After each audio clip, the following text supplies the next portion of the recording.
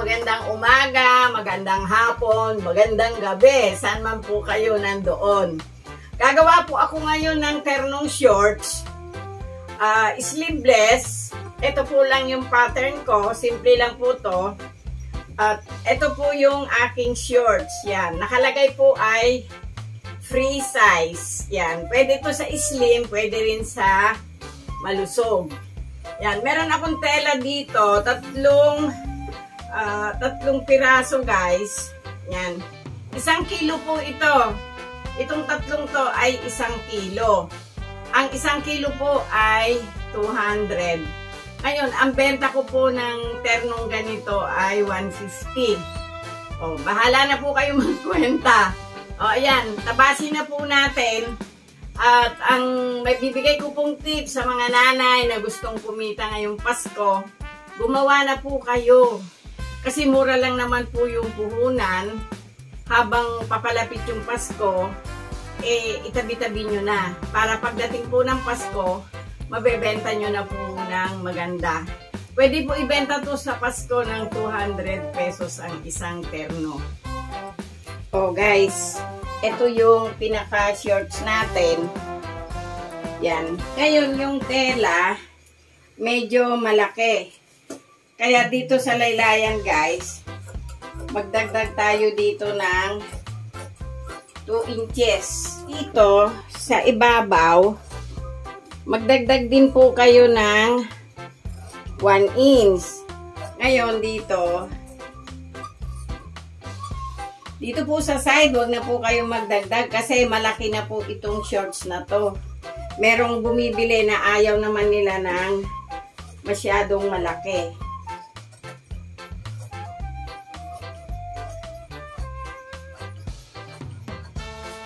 Yun guys, nakuha na natin yung pinaka-shorts niya.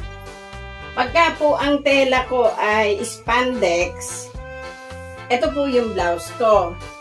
Pero ito pong tinatabas natin ay chalis. Wala pong ano to, walang banat. Ngayon dito, huwag nyo munang kukunin dito. Dito muna po kayo. Sa back muna kayo kumuha ng pattern. Yan. Tapos, dito guys, huwag nyo isasagad yung gupit. Mag-allowance kayo dito. Kasi, ayun, pinalaki natin yung pattern. Kasi nga po, wala itong walang banat. Yun. Ngayon, yung blouse, malaki naman po yung tela natin. Medyo i-adjust nyo na po siya doon. Kasi ito, wala na rin naman kayong paggagamitan. O, ito. Katulad nung lagi kong ginagawa, guys. Tanggalin nyo itong back. O, guys, ito na yung front. Mula dito, sa tinanggalan natin dito sa back, bumaba po kayo dito ng 3 inches and a half. Depende po kung anong gusto nyong dalim.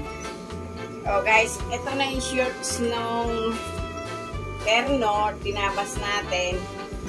Ito kasi, para hindi tayo tumagal, ito na ginawa ko guys. Dinugtong ko na siya sa overlock. Yan. Ito yung paa. Dinugtong ko na siya sa overlock bago natin idaan dito sa straight. O yan.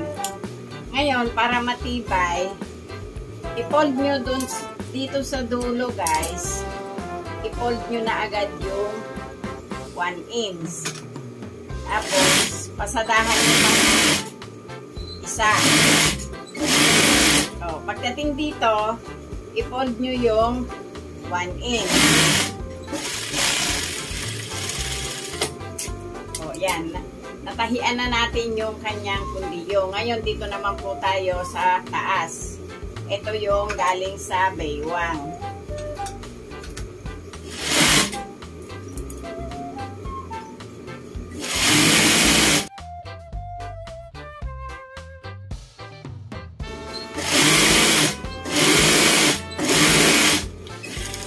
nilagyan natin ng 1 inch kanina, nakafold papunta doon sa taas para pagka nagtupi kayo, o yan, diba? Naka-prep na po siya.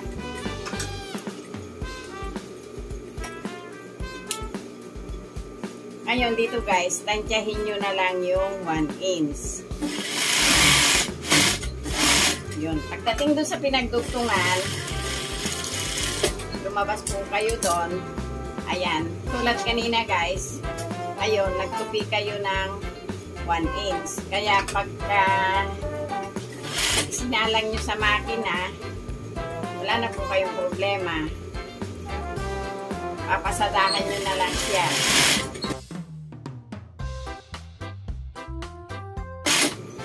Dito sa pinagdugtungan, lumabas kayo. O yun. Ang sukat po ng bewang nito ay 20. Kaya yung 20, kumuha ako ng, pag hinatak nyo ay 22. Ito lang yung gutter natin. Ito, pinagdugtungan na to, ikagat nyo po doon.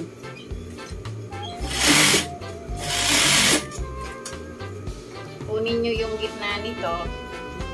Dito naman kayo sa kabilang inahian. Likod yon, dito naman po yung harap.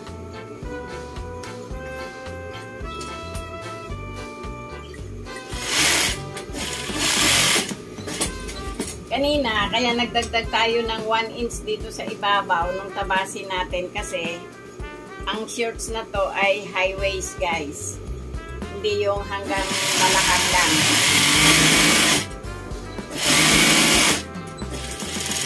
Yung overlock ko lang guys.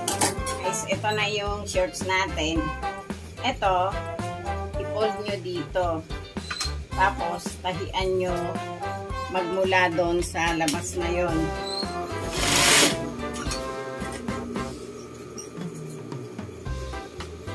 Ilahin nyo ito. I-flat nyo muna ito guys. Bago nyo patakbuhin yung makina nyo.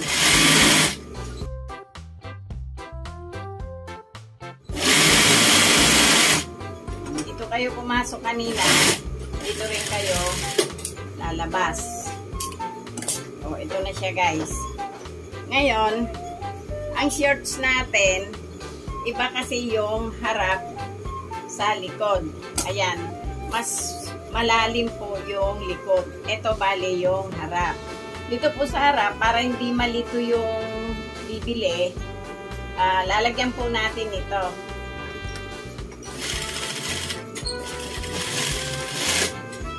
O yan. Para malaman niya na yung harap, itong merong maliit na ribbon. Guys, ito na yung facing sa harap. Imaging ko na yung tagiliran. Ngayon, ito na yung ating front na may facing. Dito natin ilalagay ito. Ngayon guys, yung bulsa, ito lang ipantay nyo lang siya doon. Tahin nyo muna dito, sukatin nyo kung ilan yung bulsa nyo, itahin nyo, idapa nyo dito para malinis po siya.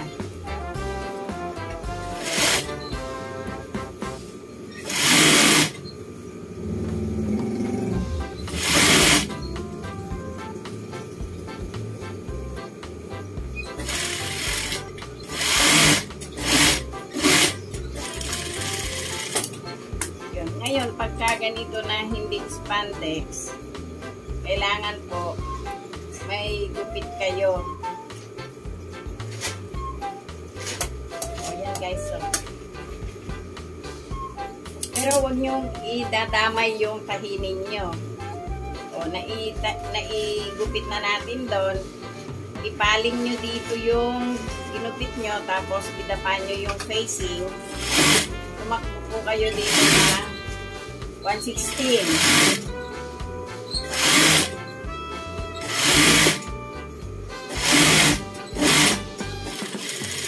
O, yan guys. Ito na yung back natin.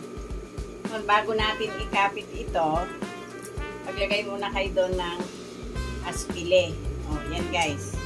Tapos dito naman sa kabila, lalagyan nyo din ng ganito. Para hindi mag-move yung tela. Ngayon, meron akong ginawa dito guys. Ito, bias to, baliktarin nyo. Bago nyo tahiin ito, ipalaman nyo po siya doon. Ayun o. Kailangan tamaan yun ng karayong nyo. So,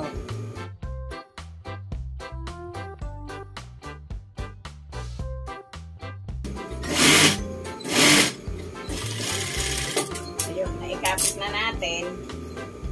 Tanggalin nyo itong mga ipinin nyo na ganito. Itihaya nyo muna guys. Yan o. Pantay nyo, ihaya nyo. Ayan o, di ba? Hindi pantay. Kasi chelis po ito, gumagalaw ito. O, ayun o. Okay na siya guys. Ngayon, okay na yon. Dito, pasadahan nyo ng 1/3. Huwag nyong tatamaan yung inilagay nyo yun. O, yun siya guys, o.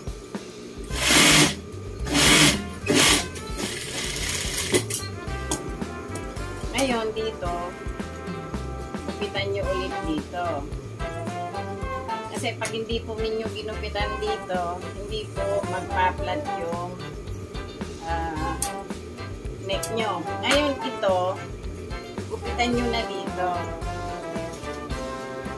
Ayun, o. Ikanto nyo doon yung gupit nyo. At dito sa kabila, kailangan nakakanto rin po kayo. O, pag nagupitan nyo na doon, baliktarin nyo na po dito. Ito na yung nilagay natin guys.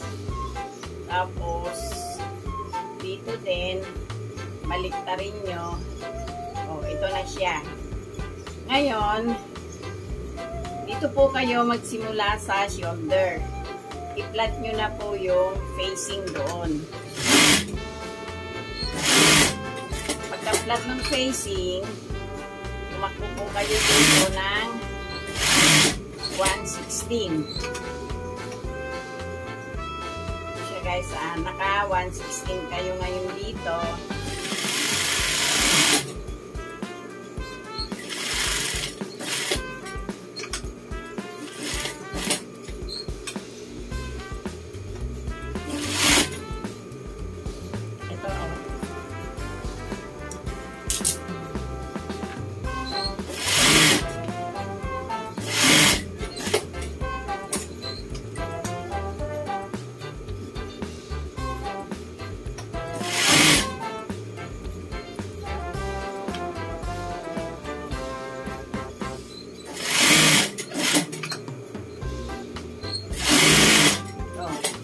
Guys, ito na siya.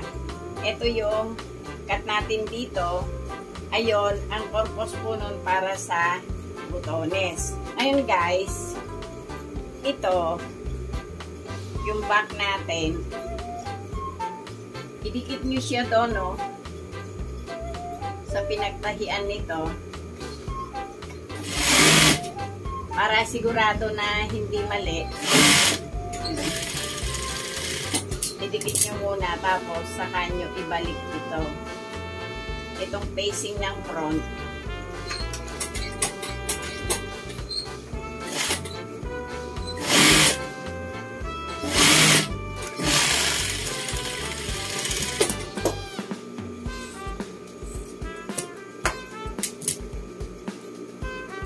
Oh, yun siya guys. Oh.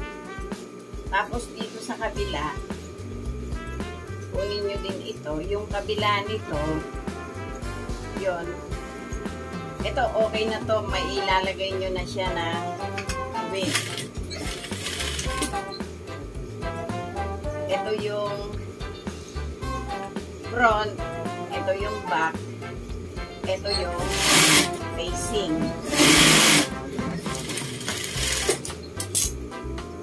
Para sure, balikan nyo.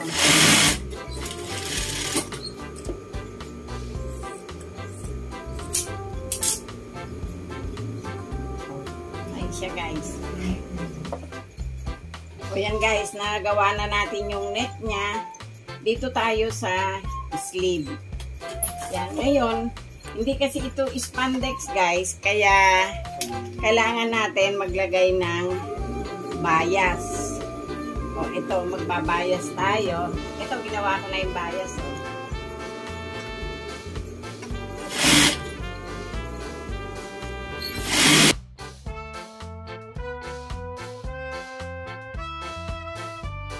Itong bias natin ay papasok sa dito, sa loob.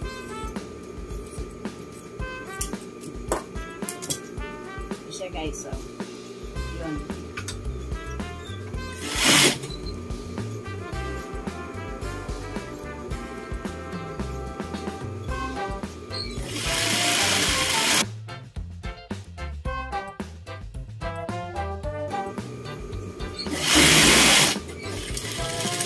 O yan guys, kung ano yung ginawa natin dito sa kanan, ganun din yung gagawin natin sa kaliwa. O ngayon dito, isukat nyo. Ang kukunin kong sleeve nito ay 9 inches lang.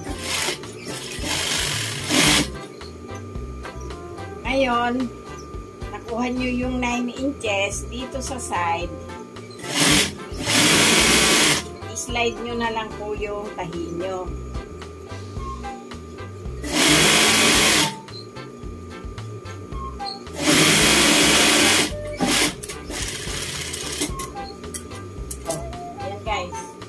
Ngayon dito sa kabila,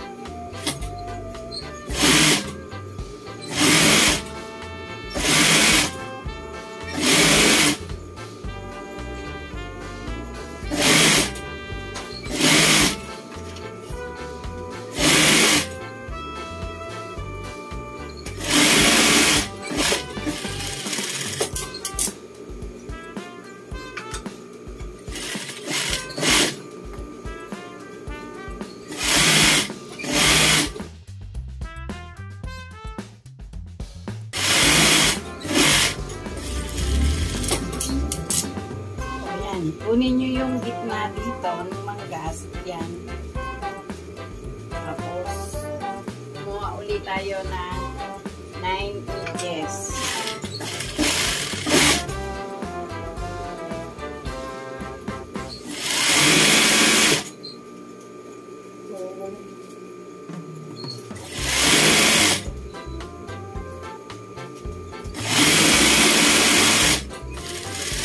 O yan guys, tapos na. Pa-pipe thread muna natin. O guys, na-overlock ko na yung tagiliran, pati yung laylayan. Tutupian ko na. Ngayon, ito na yung nilagay natin. Ayun o. Tapos, dito ko siya isasabit sa butones. O, yan siya guys. Ngayon, tupian na natin. Tulad ng dati, ang tupi ko 1/4 lang guys.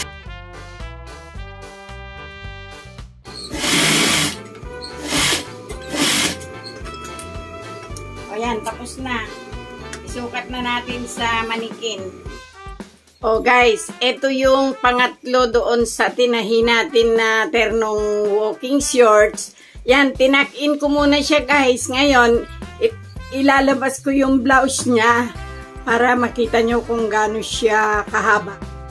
O guys, yan naman ang itsura niya pag nakababa yung blouse niya. Kalahati ng short ang natatakpan. O yan guys, yan yung isa, spandex yan. Yan, medyo tinaas ko ng konti yung leeg niya. Tapos yan, nakatuck-in yan guys. Tatanggalin natin yung tuck-in para makita nyo rin kung gaano kahaba ng blouse.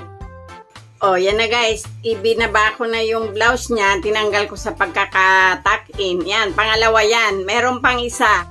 O guys, ayan na yung pangatlo sa tinahi ko. Yan, hindi ko muna itinack-in. Papakita ko muna sa inyo. Ayan, ayan yung packet niya. Ito guys, o. O, ito.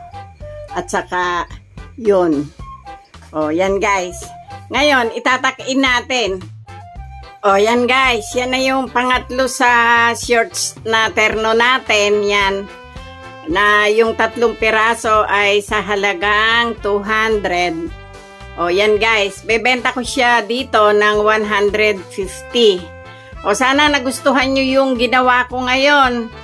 At huwag nyo pong kalimutan mag-subscribe, paki-share na rin po at paki-like na rin. Thank you po sa mga nanonood ng aking binablog. Salamat po sa inyong lahat. Thank you!